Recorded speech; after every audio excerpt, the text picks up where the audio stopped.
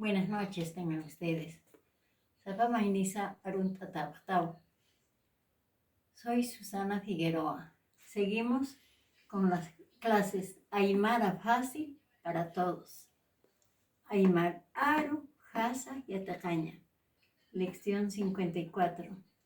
Palabras parónimas, que en castellano dicen palabras parónimas con parecida escritura y parecida significación. En Aymara, Hualpacha, Istaña, Arunaka, Mias, Kikpaki, Arsuta. Hualpacha, Istaña, Arunaka, Mias, Kikpaki, Arsuta.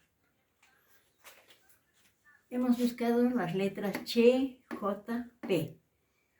Con Che tenemos chala, chala, tallo de maíz para forraje.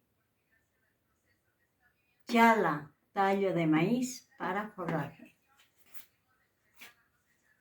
Apóstrofe. Chali, chali, sangre coagulada. Chali, sangre coagulada. Che con H. Chala, trueque andino. Chala, trueque en cosas, productos en poca cantidad. Tenemos la J. Hakiri, vivir. Hakiri, vivir. Hakiri, vivir. Jaque, gente. Jaque, gente. Jaque, gente. Con ja. Jaque. Jaque, cueva. Ja, escuchen bien. Jaque. Ambos son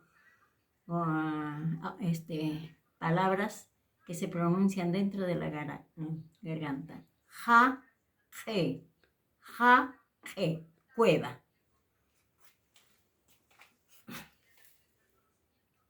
Pisi, menos. Pisi, menos. P limpia como en castellano. P. Usu. Usu. Hinchazón.